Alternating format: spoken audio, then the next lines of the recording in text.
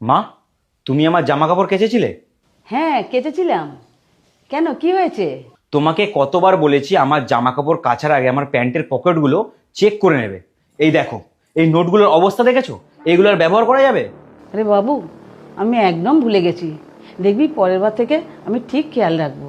তুমি এই কথাটা আমাকে অনেকবার বলেছো, তুমি মনে রাখতে পারবে না আমি সেটা জানি। এই দেখো, এই নোটগুলোর মধ্যে বাজারে একটাও নোট চলবে না। এক কাজ করো, আমার জামা কাপড় তোমাকে আর কাচতে হবে না।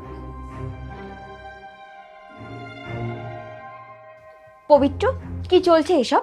তুমি মায়ের সাথে রেগে কথা বলছিলে কেন? কি আর বলবো তোমাকে, আমি কতবার বলেছি আমার জামা কাপড়গুলো দেখে শুনে কাচবে, পকেটে যদি কিছু থাকে। এই দেখো, এগুলোর কি অবস্থা করেছে দেখো।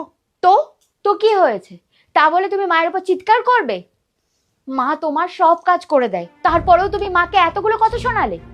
আর তাছাড়া ভুল তো তোমার। তুমি জামা কাপড় কাচতে দেওয়ার আগে কেন নিজের প্যান্টটা চেক করে নাওনি? এতে তো মায়ের কোনো ভুল নেই।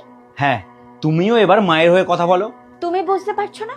ওখানে আমাদের মেয়ে বসেছিল, ও সবকিছু দেখছে শুনছে, তাহলে ও কি শিখবে? হ্যাঁ, আর দুদিন পরে যখন আমাদের মেয়ে তুমি যেভাবে মায়ের সাথে কথা বলছিলে ওইভাবে যদি আমাদের সাথে কথা বলে, তাহলে তোমার ভালো লাগবে তো? না, তাহলে এক্ষুনি যাও, তুমি ওর সামনে মায়ের সাথে খারাপ ব্যবহার করেছো, ওর সামনেই তুমি মাকে সরি বলো। মা, আমাকে ক্ষমা করে দিও। আসলে তোমার সাথে ওইভাবে কথা বলা আমার উচিত হয়নি। ভুলটা আমার।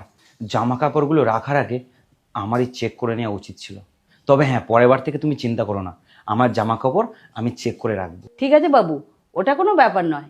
পরের বার থেকে দেখবি আমি ঠিক খেয়াল রাখবো তোর পকেটে কিছু আছে কিনা।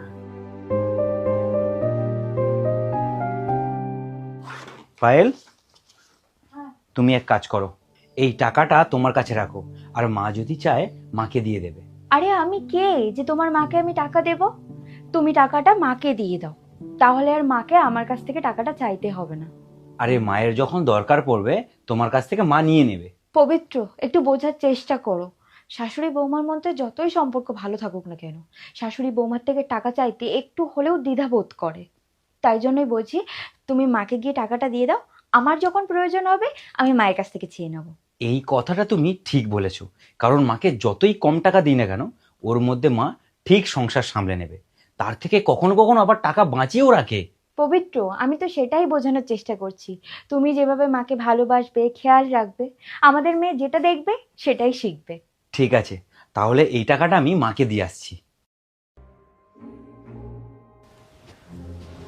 মা, এতে কিছু টাকা আছে, তুমি এটা তোমার কাছে রাখো। আমাকে দিচ্ছিস কেন?